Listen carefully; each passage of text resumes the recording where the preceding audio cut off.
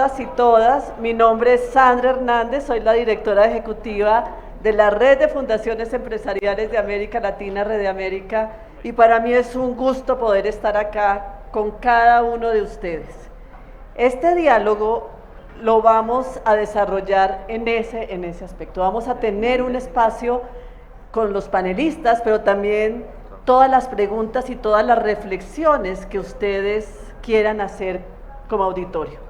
Creo que después de 2 días y medio de escuchar tantas motivaciones y tantas reflexiones, lo que nos queda claro es que este sector es un sector que realmente le imprime ánimo y cambio a la sociedad.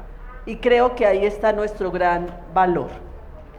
El foro que hoy voy a moderar es el papel de la filantropía en la sostenibilidad y su impacto transformador. Qué palabras tan fuertes, tan retadoras. Pero para eso tengo 3 grandes panelistas. Javier, a ti te tocó hace un rato este puesto, ahora vas a estar conmigo acá, del otro lado. Mucho mejor ahora. Blanca, de Ensamble, una organización bellísima de aquí de México. Y está Katy Galarza con nosotros desde Costa Rica. Buenos días. Voy a presentarlos a cada uno. No veo a Katy aún, pero ¿Me escuchan? ya ¿Sí me estaba pueden conectada, escuchar? ¿verdad? Si no lo tengo. Ok. Katy de la Garza es directora ejecutiva de la Asociación Costa Rica por Siempre, la cual busca promover alianzas y movilizar recursos para la conservación de la biodiversidad y el bienestar humano. Anteriormente fue decana de la Escuela de Entrenamiento Internacional en Estados Unidos y trabajó en instituciones como Fundación Televisa, Nature Conversion Costa Rica, Cuerpo de Paz de Estados Unidos en Costa Rica, ProMujer en México y el Instituto Costarricense de Turismo y Ministerio de Relaciones Exteriores de Costa Rica. Es maestra en Desarrollo Internacional de la Universidad de Columbia y una licenciatura en Relaciones Internacionales de la Escuela de Servicio Exterior de la Universidad de Georgetown. Sus intereses y áreas de expertise incluyen medios de vida sostenibles, finanzas para la conservación, desarrollo rural comunitario, emprendimientos sociales, microfinanzas, educación para la transformación y gerenciar equipos de alto desempeño. Para Katy, un abrazo desde México, Katy, y un aplauso de todo este auditorio. Hola, muy buenos días. Ojalá pudiera estar ahí con ustedes. Gracias, Katy. Blanca del Valle, fundadora de Ensamble. Blanca es licenciada en Ciencias Actuariales de la Universidad de Anáhuac. Trabajó en el sector financiero durante 15 años. Desde 2005 se ha enfocado en proyectos de fortalecimiento de la sociedad civil y filantropía, participando en comités y consejos de diversas organizaciones en el área de la salud, educación, cultura y ciudadanía. En 2008 lideró Reestructura de Cardias, lo que permitió su crecimiento exponencial, y desde entonces funge como vicepresidenta ejecutiva del Consejo. Actualmente preside el Fondo de Inversión Social de la Familia del Valle Perochena, conformado por Fundación Caluz, Buceo Caluz y COR. Es fundadora de Ensamble AC y miembro del Consejo Grupo Empresarial Caluz, Banco B por Más y de diversas organizaciones sociales. Blanca, muchas gracias por estar con nosotros y también un aplauso muy especial.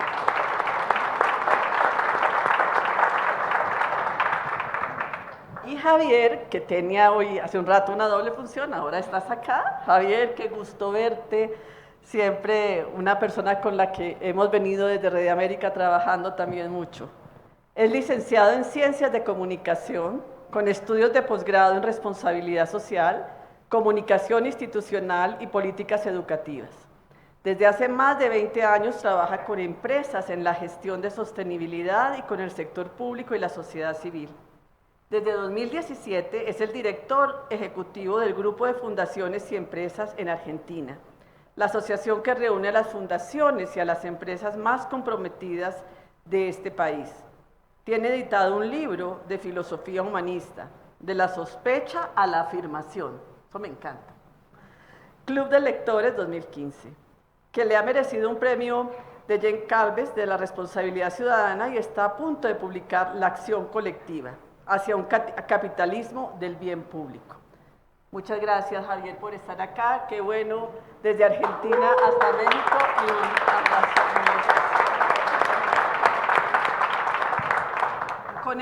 Con este panel de lujo vamos a iniciar este ejercicio y este diálogo maravilloso sobre sostenibilidad, el papel de la filantropía y cómo realmente lograr esos impactos transformadores. Decía que son palabras retadoras, son palabras además que nos pone a pensar en algo que ha sido la invitación de cada uno de los conferencistas que hemos escuchado en estos días, y es la acción. Creo que cuando estamos frente a emergencias, cuando estamos frente a situaciones críticas, lo único, pensar es muy importante y tendremos que tener los tiempos para pensar, pero es muy importante el accionar, es muy importante el poder llegar a ver también acciones concretas, y eso es lo que quiero que en este momento y en este panel, en estos 70 minutos que tenemos, podamos realmente mirar esas acciones. Y esas acciones, no solamente solitos el sector filantrópico, no solo cada una de las organizaciones que ustedes representan, sino la necesidad de poder construir alianzas, la necesidad de lo colectivo, la necesidad de elevar capacidades y la necesidad también de reconocer en el otro que tiene la capacidad para actuar y para llegar a resultados concretos. Entonces, Katy, voy contigo en esta primera provocación y en esta primera pregunta. Costa Rica por Siempre, tu organización tiene un propósito muy importante, como es la conservación con impacto para el futuro. Y esto lo tomamos de la página y en las conversaciones contigo.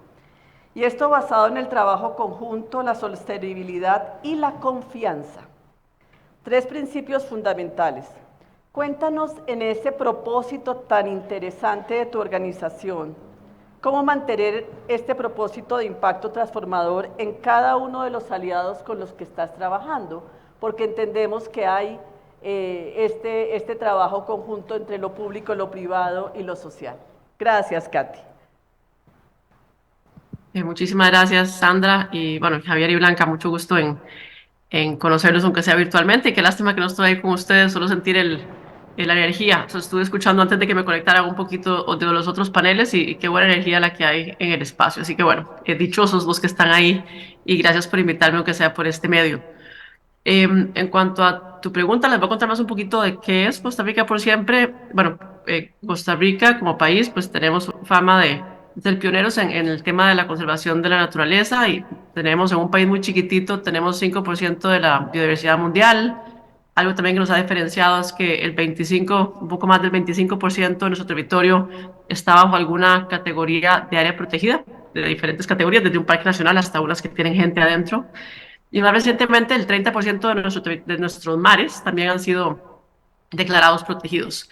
Pero como muchos de nuestros países en vías de desarrollo, se invierte menos del 1% del PIB en la conservación de la naturaleza.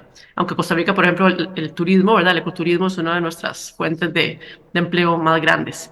Entonces, ¿qué pasó? En el 2010 se unieron varios factores interesantes. Tuvimos un presidente en ese momento muy visionario que declara paz con la naturaleza, y eso pues hace también que traiga muchos donantes internacionales que ya habían ido a Costa Rica o que estaban interesados en cómo hacíamos ciertos temas, en que se interesaran, ¿verdad? Se interesaran y dijeran, ¿cómo hacemos para apoyar a este país a mantener su riqueza? También había mucha gente del mundo financiero, ¿verdad? Que decían, ¿cómo hacemos para hacerlo por medio de mecanismos financieros que le den sostenibilidad en el tiempo? Y el gobierno nuestro y también el gobierno de Estados Unidos se interesaron en esta paz con la naturaleza y en cómo hacer para crear algo diferente. Entonces, en ese momento se hablaba de un modelo que se llamaba Finanzas Permanentes para la Conservación, en inglés es el PFP, y es donde se pone una meta y se buscan los recursos para lograrla, los recursos financieros en este caso. Nuestra meta era ser el primer país en vías de desarrollo que pudiera alcanzar las metas establecidas en la Convención de Diversidad Biológica de las Naciones Unidas, una de tantas convenciones que eran metas bastante, pues sí, ambiciosas, ¿verdad? De protección de porcentajes de territorio, pero no solo el porcentaje, sino que qué está pasando ahí adentro, si realmente son efectivamente manejados y protegidos. Entonces, bueno, con esa meta, ¿cómo lograrlo? Se crearon dos fondos patrimoniales para empezar. Entonces, uno fue por medio de un canje de deuda por naturaleza entre Estados Unidos y Costa Rica. Entonces, Costa Rica tenía una deuda en particular, no es cualquier tipo de deuda que califica para los canjes de deuda, pero en este caso teníamos 27 millones de dólares que calificaban y Estados Unidos dijo, ok, no es perdonar la deuda, es decir, redireccionarla. Entonces Costa Rica, en lugar de pagarle al gobierno de Estados Unidos, se paga a sí misma, pero tiene que invertirla en naturaleza y particularmente en este caso era en áreas protegidas terrestres. Entonces se crea un canje de deuda por naturaleza y eso es de 27 millones y a su vez la filantropía y estos otros financieros, ¿verdad? Y conservacionistas dicen, bueno, hagamos otro fideicomiso, otro fondo patrimonial que sea para conservación marina. Entonces se crean estos dos fideicomisos de áreas protegidas y también para que opere una ONG que es la que va a custodiar y administrar estos fondos. O sea, que entonces de ahí sale y nace Costa Rica por siempre. Entonces nos crean pues con un nombre pues muy pues ambicioso, ¿verdad? Cuando uno tiene en el nombre, ¿verdad? Costa Rica por siempre es como, bueno, ¿cómo se logra eso, ¿verdad? Y es una alianza público-privada, ¿verdad? Con el gobierno, particularmente con el Ministerio de Ambiente y Energía. Y la idea es que el por siempre es porque tenemos dos fondos patrimoniales que cada año de los rendimientos, lo que hacen es que se da de ahí plata, en lugar de dársela al gobierno directamente, la administramos nosotros y después se le dona al gobierno los productos que salgan de esto. Pero, y bueno, y el impacto era que las áreas protegidas efectivamente sean manejadas, ¿verdad? Que tengan representatividad ecológica, con capacidad para adaptarse al cambio climático, con una fuente de recursos permanentes. Entonces, bueno, ahí nuestra visión era muy enfocada en áreas protegidas y en los ecosistemas. Y bueno, entonces fuimos un caso de éxito, había solo otro como nosotros en el mundo, en Canadá, y entonces al ser nosotros este otro caso de éxito, empiezan a hablar mucho de nosotros y los donantes se interesan mucho, pero nos damos cuenta que no es suficiente. Algo que no fue visto en nuestra creación eran las áreas protegidas, sí, pero no se vio las comunidades o el trabajar con la gente, que al final pues una de las presiones más grandes en la biodiversidad pues son antropogénicas, ¿verdad? Vienen de nosotros, entonces también es la importancia y la gente tiene que tener con qué comer, ¿verdad? Para también que no haya esta presión. Entonces nuestra misión cambia a partir de más o menos el 2017, donde también decimos no es solo potenciar alianzas y movilizar recursos para la conservación de la biodiversidad, pero también es para el bienestar humano.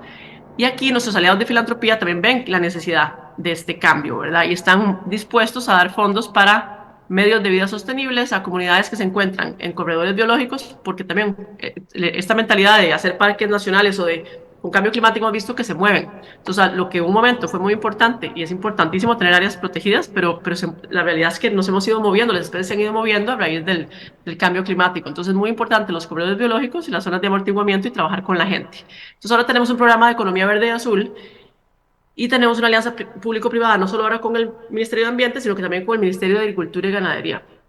Entonces, aquí es un poco de, ¿y cómo lo hacemos? Bueno, damos capital semilla, subvenciones para que los productores cambien sus tecnologías y al hacerlo no solo contribuyan al ambiente, sino muchas veces que bajen sus costos de operación y que ganen más.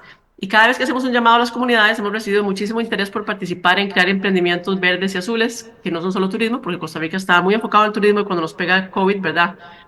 Fue muy desastroso por la dependencia, ¿verdad? En poner todos los huevos en una sola canasta. Y bueno, para la gente le da muchas veces el miedo de invertir en prácticas que dicen, ay, transformate, pero no sabes si funciona. Entonces era para darles cierto capital para que se transformaran y pudieran otros ver que sí se puede uno transformar y realmente puede ganar. Entonces, un poco a la pregunta, ¿verdad? Que hacía Sandra, un poco de cómo mantener el interés, ha sido porque hemos podido adaptarnos, hemos sido muy flexibles y hemos ido ajustando nuestra misión, no cambiándola, siempre sigue siendo la biodiversidad lo que estamos siempre en nuestro corazón, pero la realidad es que esa interconectividad, ¿verdad? Que hay entre la biodiversidad y los humanos.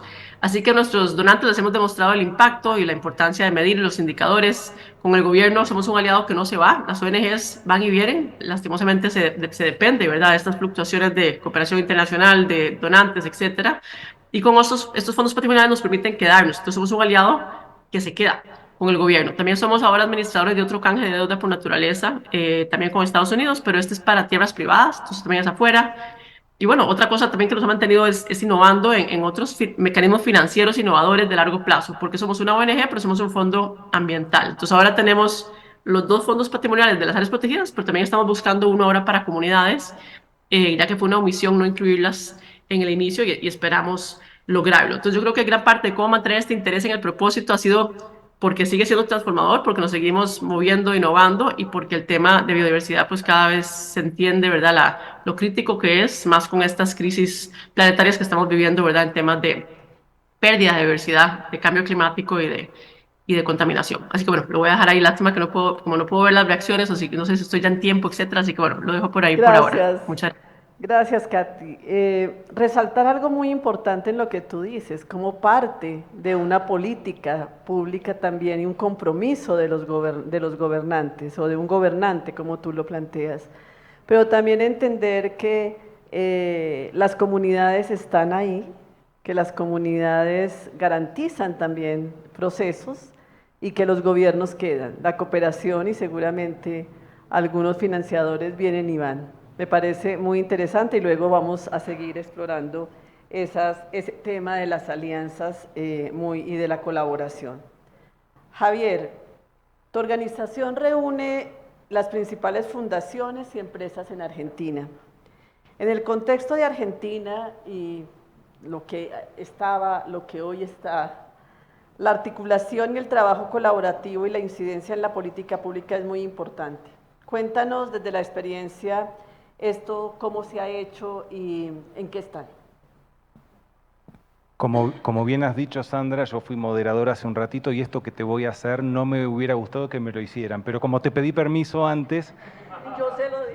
que trastocarle el orden de las respuestas a la moderadora, muy mal por el ponente, pero necesito decir algo antes de entrar en eso.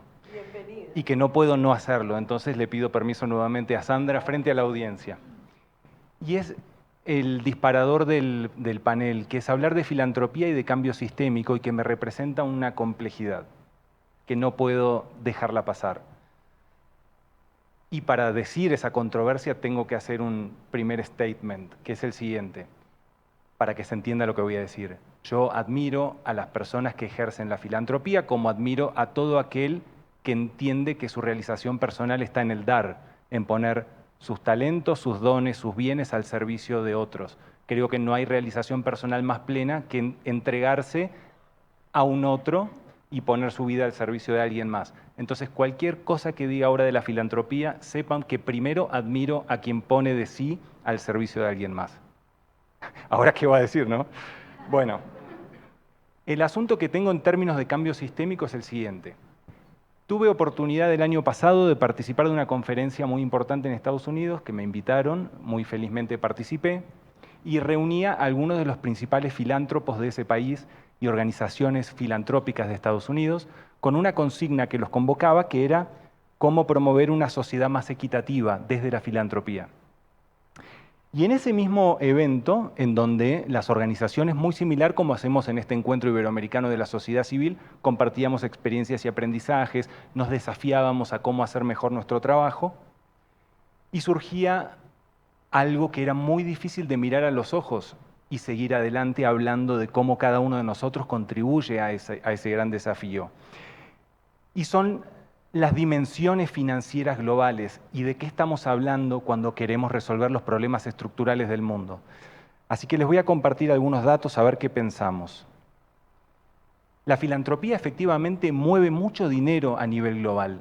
Se calcula que son algo así como 46.000 millones de dólares a nivel global, que es una cifra estrambótica, extraordinaria. Ojalá en mi país tuviéramos un porcentaje relevante de esa inversión y estamos ni siquiera ínfimamente representados. Es extraordinario pensar en 46.000 millones de dólares invertidos con recursos privados para el bien público o para el desarrollo.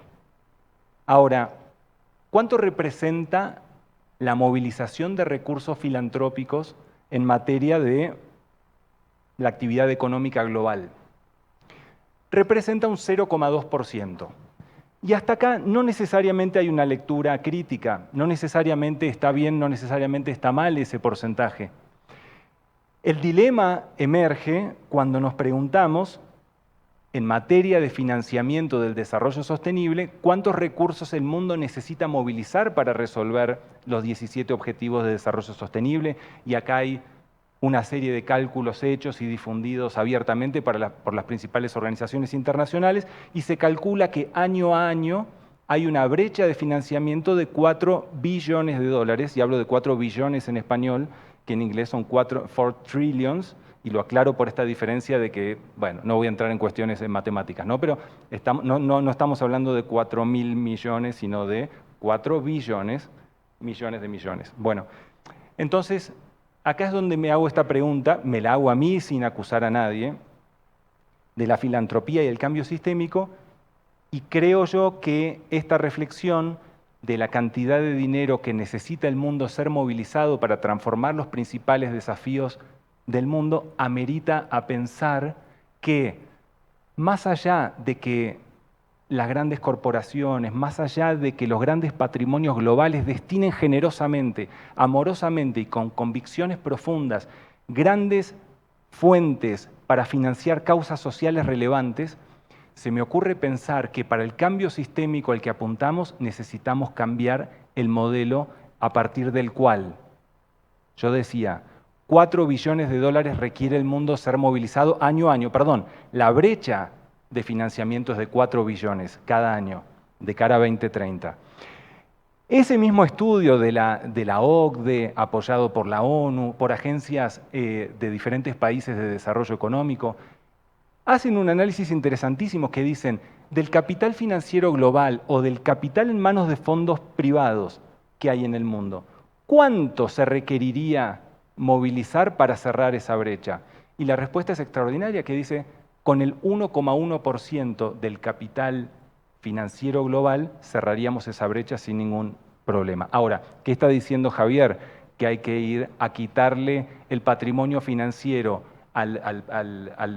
digamos, a los capitales privados. Por supuesto que no, respeto profundamente el capital privado, el derecho a la propiedad. Lo que estoy pensando es en un cambio sistémico en donde seamos capaces, los países y a nivel global, de generar los incentivos suficientes para movilizar la inversión privada hacia el bien público y no solo el dinero de la filantropía.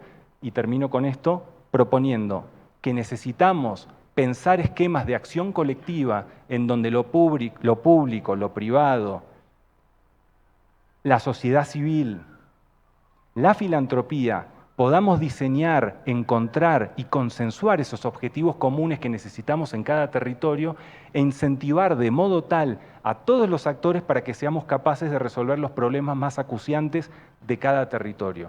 Creo que ahí va mi propuesta de acción colectiva y después tengo mucho más para contar o para reflexionar. Gracias Javier, y muy válida esta reflexión y salirte un poco también de lo que habíamos planeado. Y ahí iría yo a una reflexión que nos compete a ti y a mí como representante de organizaciones y de fundaciones empresariales, y es, ¿cómo crees que en lo pequeño lo vamos a hacer? Pero después me respondes porque voy con Blanca. Te dejo ir pensándolo. Bueno, Blanca, creo, y también contigo, porque un poco lo que acaba de provocar Javier tiene que ver con el trabajo que ustedes como Ensamble vienen realizando en México. Ensamble, pues, es una red que articula entidades donantes. Estábamos hablando hace un rato que nos encanta tejer redes. Y ustedes en Ensamble tejen redes, ese ensamble es perfecto, con un propósito que vincula el trabajo colaborativo y la confianza. Desde este propósito y en el accionar de tu organización, en donde se gestiona conocimiento, articula colaboración y construye comunidad, ¿cuáles son las principales reflexiones de esta comunidad de donantes para lograr sostenibilidad, impacto transformador que la filantropía hoy requiere? Gracias, y gracias por la invitación. Antes de hablar de reflexiones, quisiera, nada más, Elena, son 6 minutos, ¿verdad? Sí. Dime cuando sean 3 y luego necesito que... Si no, uno se expande porque es muy interesante hablar de todas estas cosas. Pues les quiero contar primero la historia de dónde surgió el origen de Ensamble y tenemos 3 momentos importantes. Uno es el 2017 y esta es una reflexión personal. En el 2017 viene el temblor que, como muchos saben, devastó una parte importante del territorio mexicano, destruyendo escuelas, centros comunitarios, casas de las personas. Fue muy fuerte. Yo me encuentro en ese momento al frente de un fondo que tiene $3 millones para poder invertir en la reconstrucción. No dormía, ¿qué vamos a hacer? Decidimos, y no me acuerdo por qué, entrar en la reconstrucción de escuelas y no había información. Y les cuento esto porque desde ahí vienen muchas reflexiones. Buscamos una alianza con una organización que ya tenía una base de datos de todas las escuelas en México y pensamos, ahí vamos a subir la información que podamos conseguir del gobierno que está por todos lados porque no había un centro, porque dijimos, ok, ¿dónde están las escuelas? No sabíamos dónde estaban las escuelas, qué daños. Esta organización bajó la información del gobierno sobre un mapa y creamos lo que le llamábamos el mapa de reconstrucción escolar. Ahora queremos plasmar ahí todas las intervenciones de la sociedad civil en estas escuelas. Llamamos a las organizaciones que están construyendo escuelas, llamamos a los fondeadores, las fundaciones que estaban fondeando las escuelas y creamos, sin darnos cuenta, un espacio de colaboración y confianza. Los llamamos para obtener información, pero lo que sucedió ahí fue una gran magia de intercambio de conocimientos, de intercambio de experiencias, de proveedores. El financiamiento que llegó salió distinto, enfocado en distintas cosas. Los proyectos que llegaron salieron diferentes, mucho mejores, mucho más enriquecidos. Y esto fue gracias a un espacio de colaboración y confianza. ¿Y por qué lo digo? Porque justo como decía Otto, uno tiene que cambiar su conciencia y vivirlo para entenderlo. A mí yo oí hablar de las alianzas, de la colaboración. Si no lo experimentas, no te das cuenta de esa gran fuerza. Entonces, ese es el primer momento que a mí me dio como una luz en el camino. 2019, otro evento, la circular número 1 del nuevo presidente entrante en México, que dice el gobierno federal no va a dar ni un centavo a las organizaciones de la sociedad civil. Vamos en 3 minutos. Entonces, la encargada del gobierno de las organizaciones de la sociedad civil me busca. Era compañera de banca de la escuela de mi mamá. O sea, una señora de pues más de 70 años, casi 80 años. Me dice, estoy muy preocupada, necesito que me ayudes a juntar recursos privados para poder financiar a estas organizaciones que están ahora a mi cargo. ¿Qué vamos a hacer? Hacemos una convocatoria, ella convoca, yo convoco, tenemos en un auditorio, no sé, muchísimas fundaciones y organizaciones, todas viendo qué se podía hacer. Y el resultado, después de varias reuniones, fue el gobierno desapareció, como que ya no hubo forma de estructurar algo.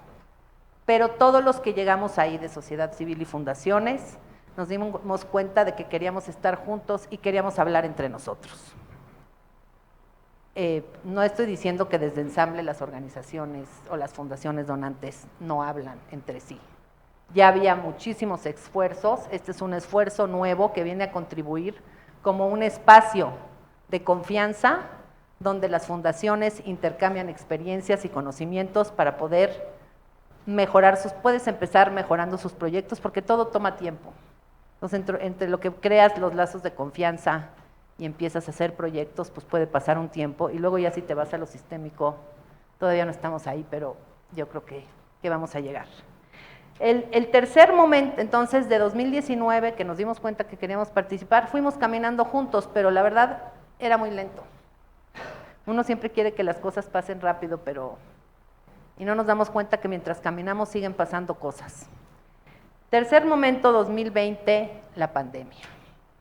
Ese grupo que ya nos estábamos tratando de consolidar, inmediatamente se activa, empezamos a usar Zoom, reuniones cada 3 días, o Maite me podrá decir, no sé si eran diarias, de 7 horas. ¿Y qué es lo que nos unía ahí? Un mismo objetivo. Y todos teníamos otra vez fondos y un objetivo que era ¿qué podemos hacer para apoyar en esta pandemia? Eso fue lo que nos unió, y de ahí ya se consolidó mucho más la red, entraron otras fundaciones y se volvió a crear una magia impresionante.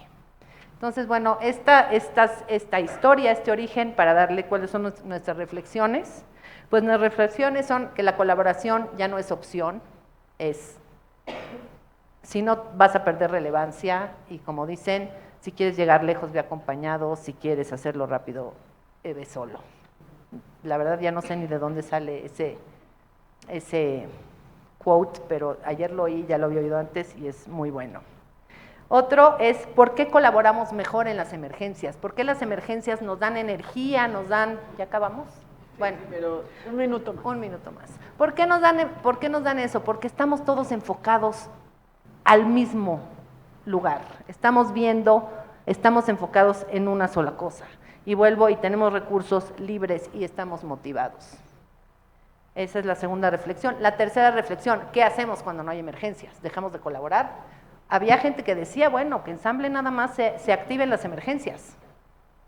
Y la verdad decimos, no, porque podemos hacer mucho más cosas. Entonces, otra reflexión es estar pensando todo el tiempo en tener cosas relevantes para mantener a la red enfocada e informada, buscar en qué coincidimos para poder seguir aprendiendo y colaborando, y tener paciencia porque estas redes se tejen muy fino.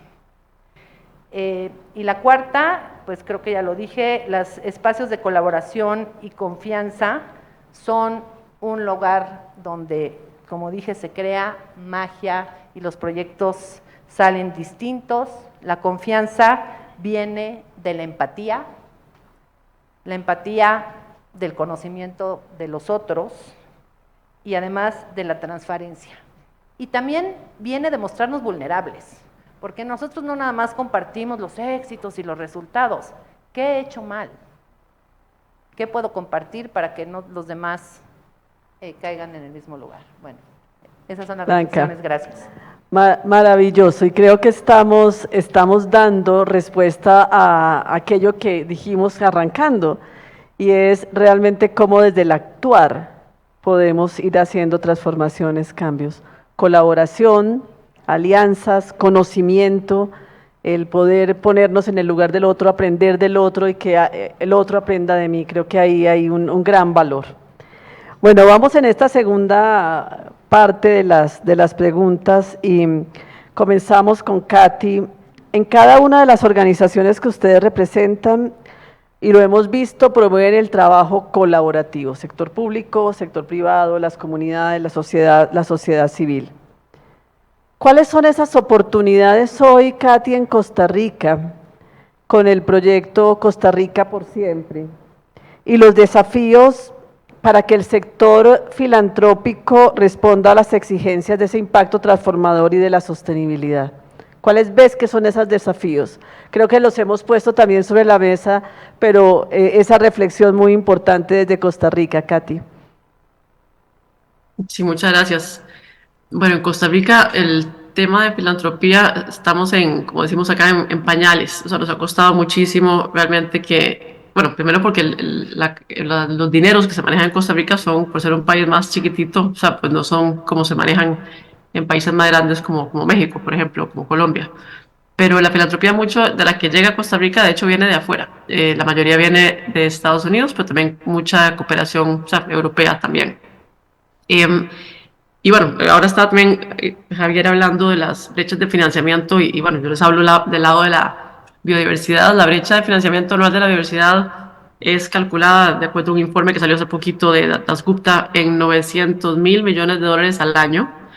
Y para poder cerrar esa brecha, la única forma de hacerlo es trabajando con el sector privado, por la cantidad de fondos que se encuentran ahí. Y definitivamente el sector privado poco a poco ha ido demostrando que se quiere involucrar más en temas de conservación de la biodiversidad, mucho también porque al final gran parte de los negocios, ¿verdad?, vienen de la biodiversidad. O sea, muchísimo está esta interdependencia.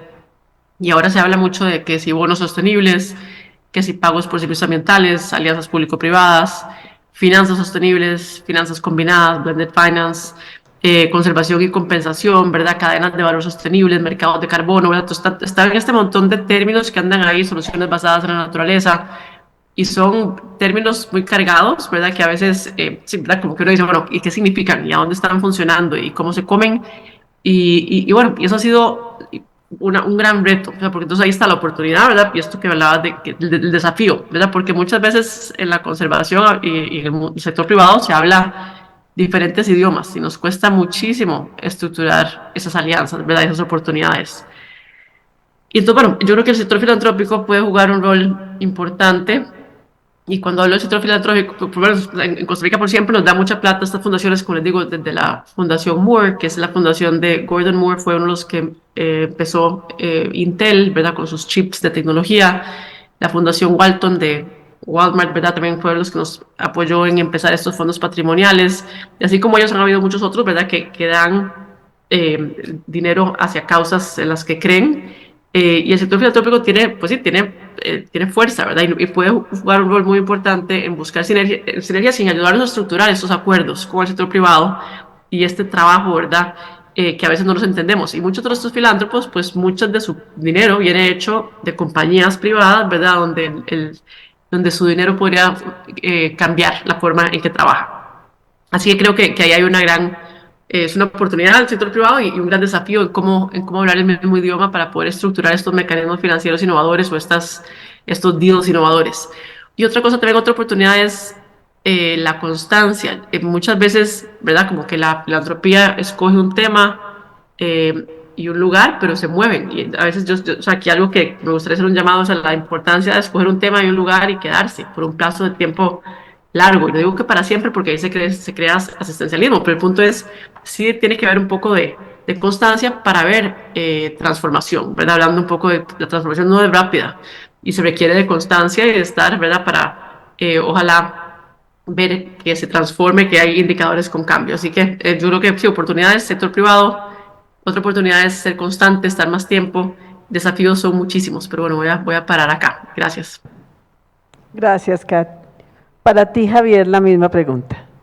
Esos desafíos, esas oportunidades que ves, también pues tú has planteado en la primera parte este desafío financiero, estos nuevos modelos. Katy lo está tomando. ¿Cómo lo estás viendo? ¿Cómo lo están viendo ustedes en Argentina desde el sector privado y de las fundaciones? Para tratar de guardar alguna coherencia con lo que dije inicialmente, lo que comprendemos que puede hacer la diferencia es alinear esfuerzos.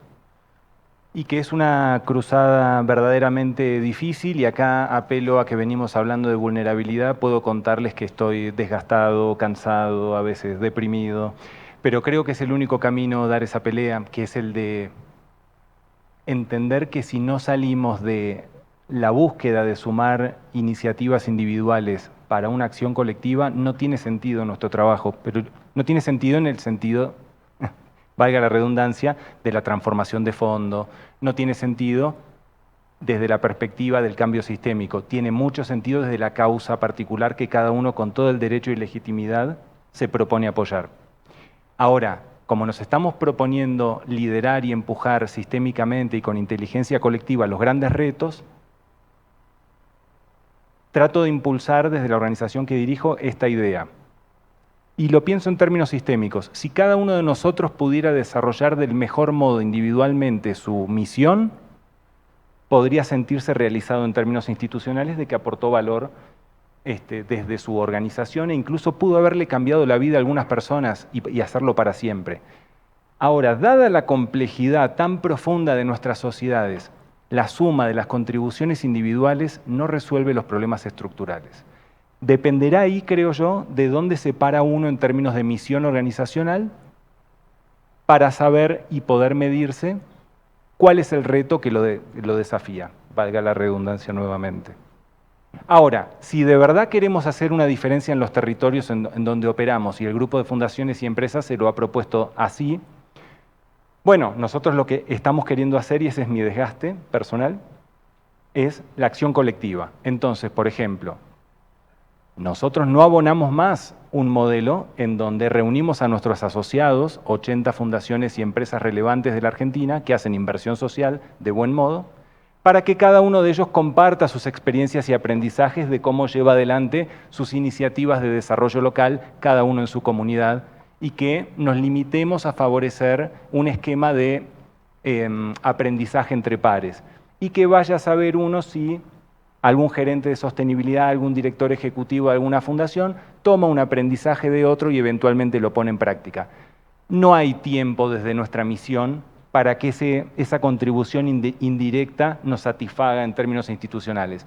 Entonces lo que le propusimos a nuestros miembros es, nos atrevemos a ir a los territorios en donde operamos, pero para ir de manera colaborativa y conjunta.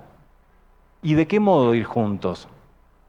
¿Sumando la expertise de inversión social de cada uno? ¿O tratando de escuchar las prioridades de desarrollo que esa comunidad identifica a partir de los actores que viven, que habitan, que trabajan, que invierten en esa comunidad? Es decir, que desde el sector privado nos corramos de nuestra expertise. No, pongamos nuestra expertise, pongamos los intereses empresariales también de esa comunidad, pero identifiquemos a través de una matriz de diálogo colaborativo y genuino cuáles son las prioridades de desarrollo de una comunidad. Pongamos la misión en el centro. Si somos capaces de identificar de manera conjunta cuáles son las prioridades de desarrollo de un territorio, ahí podemos alinear esfuerzos y ahí podemos generar la política pública y las regulaciones que se requieren. ¿Para qué? Para incentivar a que todo el mundo invierta, colabore y sepa que conjuntamente en esta ciudad vamos a estar trabajando todos, primero para resolver este desafío. ¿Por qué? Porque lo elegimos juntos.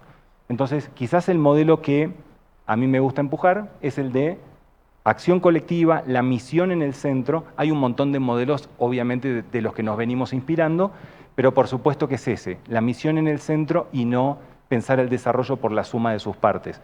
Queda para otra oportunidad, que sería aburrido contarles el laboratorio público-privado que venimos implementando en 20 ciudades de la Argentina, y si quedara tiempo por ahí en algún momento podría decir algo de un cambio en la inversión social privada o la filantropía en Argentina, que esto puedo decir al menos un título, si hubiera tiempo de desarrollo.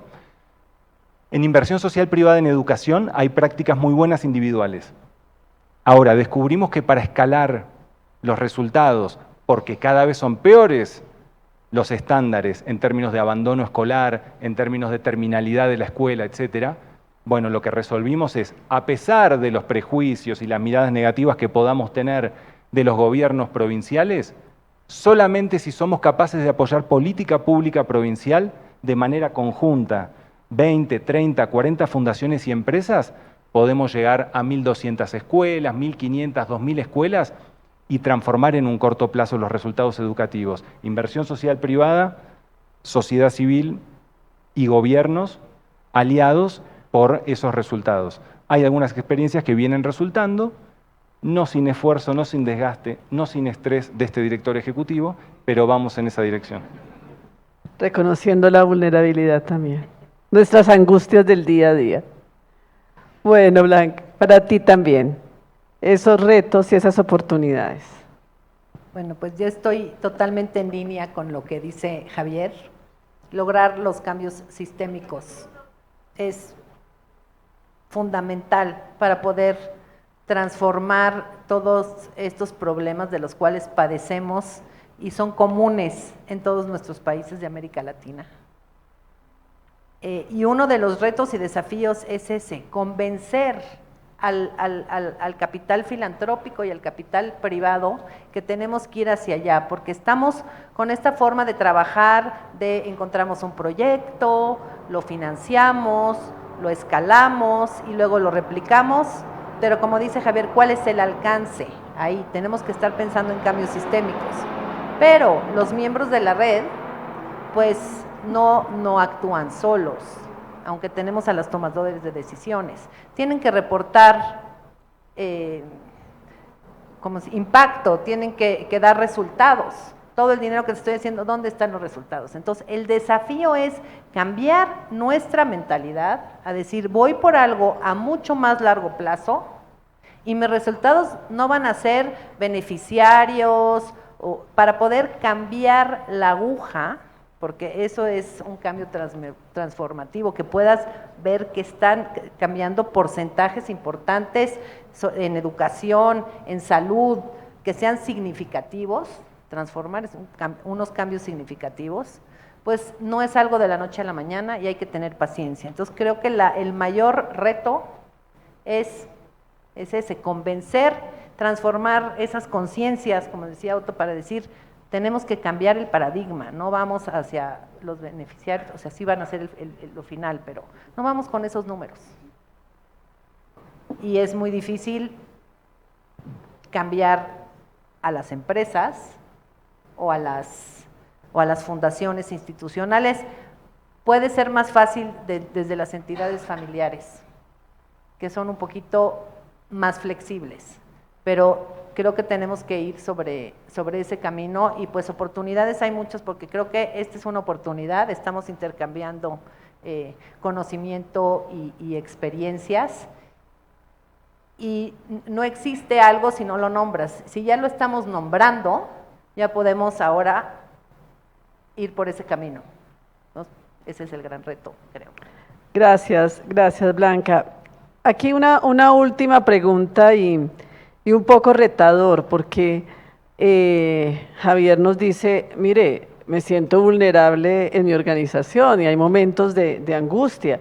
Y de la misma forma nosotros, Red América tiene hoy cerca de 50 fundaciones empresariales y hay momentos en los que uno dice, pero ¿por dónde le hago? ¿Por dónde? ¿Qué hacemos? ¿Qué más tenemos que hacer? Y es parte de la dinámica de nuestras organizaciones.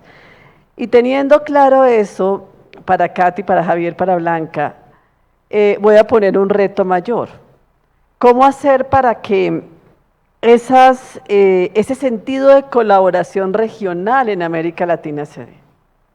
O sea, este es un espacio maravilloso, pero duramos 2 años y volvemos a hablar de esto, ¿o cómo lo hacemos?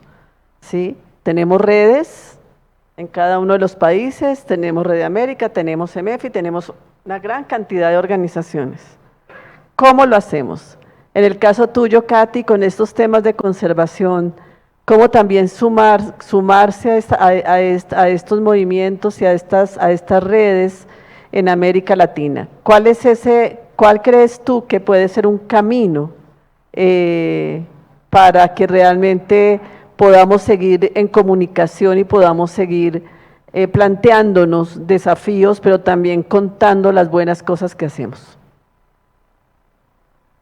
Sí, gracias. Bueno, ojalá supiera cómo, ¿verdad? Porque eso sí siempre es un reto.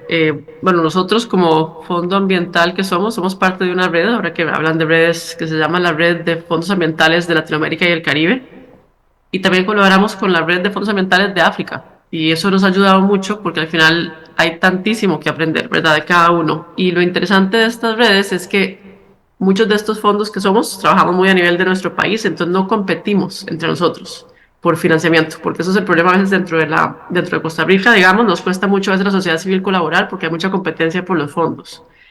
Y no debería ser así, ¿verdad? Porque entonces al estar tan enfocados en que si competimos en lugar de colaborar y tal vez traer los fondos juntos, se pierden muchas oportunidades ¿verdad? de esta colaboración y acción colectiva. Entonces, nosotros sí creemos muchísimo, ¿verdad?, que es súper importante trabajar en redes. Las redes son un lugar especial para donde uno comparte ideas, contactos, aprendizajes. La gente es muy generosa, ¿verdad?, con su tiempo y con las buenas y malas experiencias. Digamos, con el tema ahora que hablaba del sector privado, ha sido maravilloso hablar con uno de nuestros colegas en Perú, donde ellos trabajaron con el sector privado y se quemaron. Bueno, ¿por qué te quemaste? ¿Qué hubieras hecho diferente? Entonces, eso ha sido buenísimo de poderlo hacer, y lo bueno de esta red nuestra es que nos reunimos una vez al año, pero hay grupos de trabajo. Entonces se mantiene muy, o sea, eso ayuda a que nos mantengamos activos dentro de los grupos de trabajo y tienen temáticas, ¿verdad? Entonces uno dice, bueno, hablemos de bonos, por ejemplo, o vámonos un poco más a economía circular. Y eso ayuda mucho. Entonces yo sí creo mucho en esos grupos sí, los working groups, se llaman en inglés, ¿verdad? Son como esos grupos de aprendizaje donde uno entra, ¿verdad? Colabora, se pone un objetivo y después se acaban, ¿verdad? No tiene que seguir para siempre, pero son espacios, ¿verdad? Donde uno puede seguir colaborando y compartiendo y siendo generoso con sus contactos, tiempo y experiencias. Pero sí, yo también, al igual que lo que han mencionado mis colegas acá, creo mucho en la acción colectiva y bueno, así que eso sería mi contribución. Javier. Yo voy a hacer una contribución que no es propia y que me siento más cómodo haciéndolo de ese modo porque es más inspiracional y no me atribuyo ningún mérito, sino más que el mérito de transmitirlo porque es un caso excepcional y muy inspirador. No sé si conocen el milagro educativo brasileño en la ciudad de Sobral, en el estado de Ceará. Bueno, ese es uno de los modelos que nos está inspirando a este modelo de acción colectiva que estamos impulsando en Argentina. Sobral es una ciudad de 200.000 habitantes que en un ranking de calidad educativa que Brasil tiene y atraviesa todas sus ciudades, esa ciudad estaba en el ranking número 1336. ¿Qué quiere decir? Que le iba muy mal en función de que los niños y niñas no estaban en los establecimientos educativos, la terminalidad escolar era un desastre, los docentes estaban insatisfechos. Bueno, la calidad educativa era paupérrima, 1336 sobre las ciudades que participaban en ese ranking. Una serie de alcaldes innovadores, modernos y con una visión muy amplia, entendieron cómo llevar adelante políticas públicas con participación e inversión privada muy comprometida. Tuvieron la suerte también de que allá estuvieran el Instituto Natura, la Fundación Lehman, el Instituto o la Fundación Itaú, la Fundación Ayrton Senna, o sea, buenísimas fundaciones y empresas brasileñas muy comprometidas con la educación, diseñaron un modelo muy virtuoso y en 10 años, ¿dónde terminó Sobral en el ranking? En 10 años, número 1. La ciudad con mejores estándares educativos de Brasil es una ciudad pobre, en un estado con el quinto peor PBI de todo Brasil, sin embargo tienen el mejor estándar educativo. El cuento de cuando el alcalde cuenta cómo lo hicieron, entre otras cuestiones, con incentivos de todo tipo, es un alcalde del Partido de los Trabajadores, o sea, de origen socialista, que aplicó incentivos capitalistas, o sea, una maravilla que rompieron todas las estructuras ideológicas, que innovaron en pos del bien público y alinearon esfuerzos con esto que yo quería transmitirles, la misión en el centro. ¿Qué queremos que pase en Sobral? Que tengamos los mejores estándares educativos. Somos pobres, estamos 1336, en 10 años lo lograron. Me parece que ese modelo en términos de cambio sistémico y alinear esfuerzos para lograr un objetivo común es un camino en donde, en vez de pensarnos por la suma de nuestras contribuciones individuales, ponemos el objetivo en el centro y ahí vemos cómo cambiamos las políticas públicas que incentiven y cómo cada uno de nosotros encontramos un rol virtuoso para ese objetivo común. Gracias, Javier. Excelente. Muy, muy buen ejemplo. Blanca, ¿cómo colaborar a nivel regional? Pues después de esto ya. No, creo que una inspiración de eso, de colaboración a nivel nacional, es conocer lo que está pasando en otros países. Y creo que gracias a la tecnología y a estas herramientas que ahora tenemos, de que hay mucha información, podemos conocer esfuerzos que se han hecho en otros lados, no nada más en educación, en ciudades. Nosotros hemos visto muchos ejemplos en Colombia sobre cómo mejorar las ciudades y la movilidad. O sea, hay muchas oportunidades, porque además sí nos parecemos. Tenemos cosas distintas, pero en América Latina tenemos mucho más en común de lo que creemos. Tenemos que, pues lo mismo estamos viviendo estos gobiernos, bueno, que ya no es nada más antes era de América Latina, y ahora es del mundo, de las grandes potencias. Pero, ¿cómo crear redes? Pues yo creo que la infraestructura ya está ahí, o sea, ya existen estas redes internas, y ya existen estas redes que conectan a esas redes, porque Red América, por ejemplo, es de empresas, ¿no? Sí. Imagínate mejor una red, algo que conecte todas estas redes, una red de redes, más que de propias fundaciones. Eso es lo que podría suceder, pero es... Y que conecte tenemos muchos conocimiento. retos. Y que conecte conocimiento, por supuesto. Es lo que estamos haciendo aquí es muy importante, ¿no? Y en este foro. Estoy Exacto. seguro que todo el mundo va a salir con un cambio de conciencia importante. Sí, en momentos de crisis, y tú lo decías, Blanca, en el momento del COVID, en el momento del huracán, nos unimos, pero a veces pasan los eventos y se bajan los ánimos. Pero creo que la situación que está pasando el mundo nos invita a estar unidos, conectados y colaborando. Y aquí quisiera darle el espacio a las preguntas de ustedes y a las reflexiones también. Seguramente no solo preguntas, sino reflexiones. Adelante.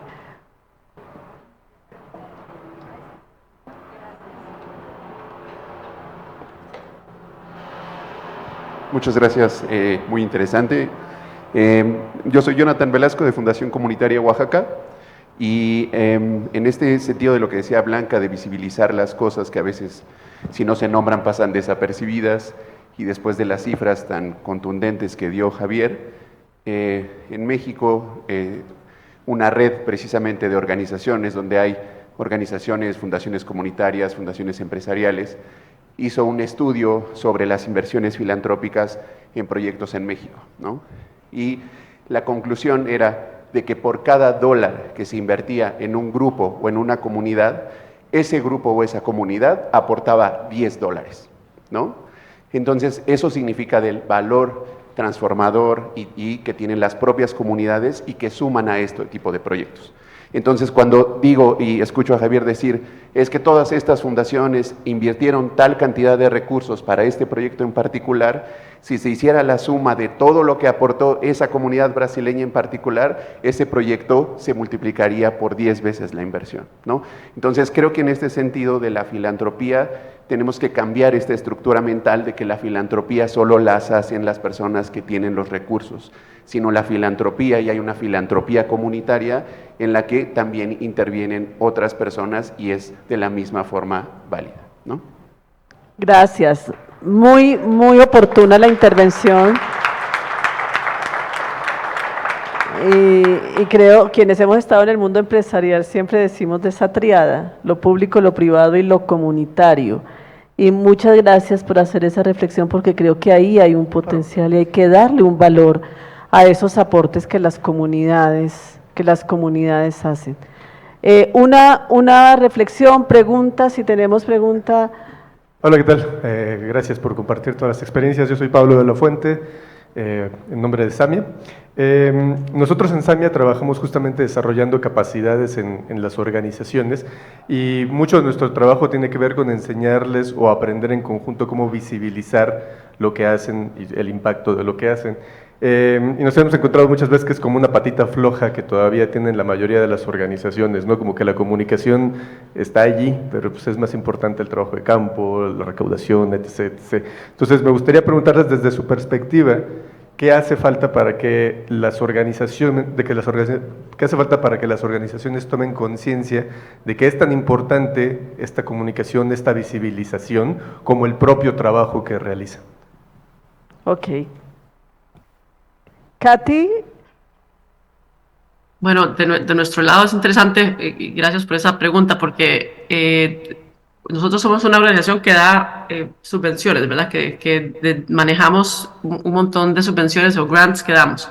Y todos, cada vez más, tienen por lo menos de un 5 a un 10% de su presupuesto para comunicación. O sea que nuestros aliados, ¿verdad? En el campo, en las comunidades, sí siempre haya un porcentaje, ¿verdad? De ese proyecto que va a comunicar los resultados. ¿Cómo se comunican? Puede ser de muchas formas, no siempre tiene que ser a veces redes sociales, a veces es un caso de estudio, a veces es una publicación, a veces es radio, o sea, depende mucho en cuál es la situación y de qué es el proyecto, pero sí definitivamente, así como lo estás diciendo, nosotros lo que hacemos, no somos donantes, pero administramos la plata para donantes y siempre, cada vez más se ha entendido la necesidad de que haya ese espacio, o sea, para poder comunicar lo que se hizo, porque también eso le ayuda mucho a la organización de base, etcétera, a seguir buscando fondos, ¿verdad? Demostrando y también para ya sea su página web, sus redes, etcétera. Así que eso ha sido muy valioso y muy atinado siempre dedicar un porcentaje del proyecto al tema de comunicación. Javier, ¿quisieras agregar algo? Las organizaciones de la sociedad civil tienden a ser dejadas de lado en términos de que la regulación no las favorece, son sospechadas. A nivel de estados, es un insight que tuve en estos días, que a veces uno dice los estados más liberales, más que están abiertos a las fuerzas del mercado, no las conciben porque creen que el mercado lo resuelve todo. Y los estados o los gobiernos más pro Estado, que uno tendería a pensar que son más progresistas y entienden el rol fundamental que hacen las organizaciones, tampoco les dan bolilla porque terminan reduciéndolo todo a las fuerzas del Estado. Entonces creo que como organizaciones de la sociedad civil estamos en el rol más incómodo de todos y que, bueno, necesitamos hacer muchísimo para cambiar el estado de las cosas. Mi respuesta en ese sentido es pesimista. El estado de situación hoy es de abandono. Creo que el mercado y el Estado nos ponen en un lugar de absoluta incomodidad e injusticia. Y creo que vamos a tener gobiernos mucho más equilibrados cuando le demos un lugar a la sociedad civil que es el que merece. Perdón por mi respuesta pesimista. Perdóname, Blanca. Vamos a escuchar a Blanca porque aquí me están dando ya tiempo. Blanca. Una de las reflexiones que hicimos en ensamble, que ya tampoco me dio tiempo de decir porque han sido varias, es que la sociedad civil en México pues no nos comunicamos de la mejor manera o no nos comunicamos, punto. Entonces realizamos un manual de comunicación para organizaciones de la sociedad civil. Maite, no sé si sea para fundaciones o también puede ser para organizaciones que yo creo que podemos compartir con ustedes y la verdad está muy bueno, entonces sería increíble que un producto que ya tenemos es para eso, ¿no? Entonces… Y yo me sumo también al ofrecimiento que hace Blanca. Desde Red de América identificamos esa debilidad en las fundaciones empresariales, o sea, no solamente las fundaciones y las organizaciones de base. Todas tenemos esa situación. Y creamos desde el año pasado un curso corto de Storytelling y Storydata, creatividad para el desarrollo. Entonces, también está en nuestra página web, cualquier cosa nos puede escribir y también, o cualquiera de ustedes lo compartimos y es muy interesante. Aquí ya Mari me está haciendo ojitos, entonces solamente agradecerles, Katy, un abrazo desde México, mil gracias por tu intervención, Javier, Blanca, y a cada uno de ustedes, muchas gracias por acompañarnos. En verdad creo que las reflexiones están ahí, nos vamos con mucha información, creo que tenemos que hacer un poco el pare, reflexionar, pero sobre todo la invitación a seguir colaborando y a tomar acciones que realmente pues hagan esta transformación que queremos, transformación con impacto, pero a veces esa transformación con impacto comienza con cada uno de nosotros, como lo decía ayer Bernardo Toro. Un abrazo para todos ustedes y el mejor de los días. Muchas gracias. Muchas gracias. Sandra, muchas gracias. Javier, Katy, no se vayan por favor. Blanca, les tengo dos avisos muy importantes. El primero es que muy brevemente les vamos a proyectar un QR para que nos contesten cuál es su opinión sobre las conversaciones del día de hoy. Ya está en pantalla por si nos apoyan desde sus celulares. Y bueno, quien lo está viendo en virtual también, nos es muy importante conocer su opinión respecto a las conversaciones que hemos tenido.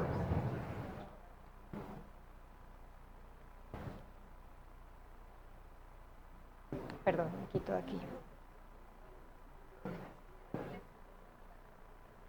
Por supuesto, claro que sí. Mil gracias, Maite. Gracias. Respecto al ofrecimiento de la guía, Maite me va a hacer favor de compartírmela a mí y nosotros se las hacemos llegar. Así que cuenten con eso, la van a tener. Los otros dos avisos es que vamos a tener un video muy rápido, les prometo que es muy breve, sobre la convocatoria que se abre de la AIT, de la Acreditación en Institucionalidad y Transparencia. Les voy a robar unos minutos y despuesitito del video cerramos y les pido que nos vayamos al auditorio a una actividad lúdica que nos preparó la Universidad Centro. Entonces nos vamos con el video. Gracias.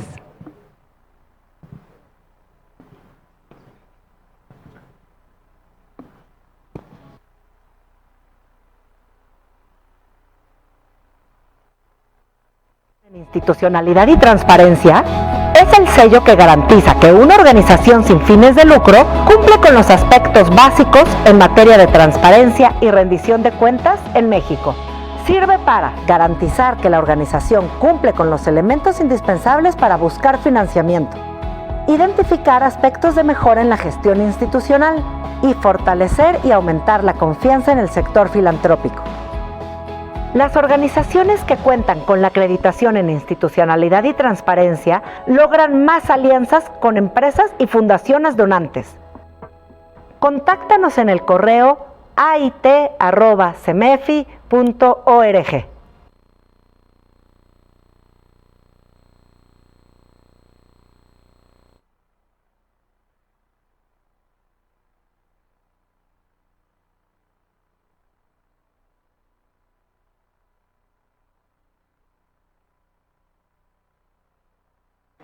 Muchísimas gracias a todos, gracias por acompañarnos el día de hoy en este panel. Gracias nuevamente a nuestros panelistas.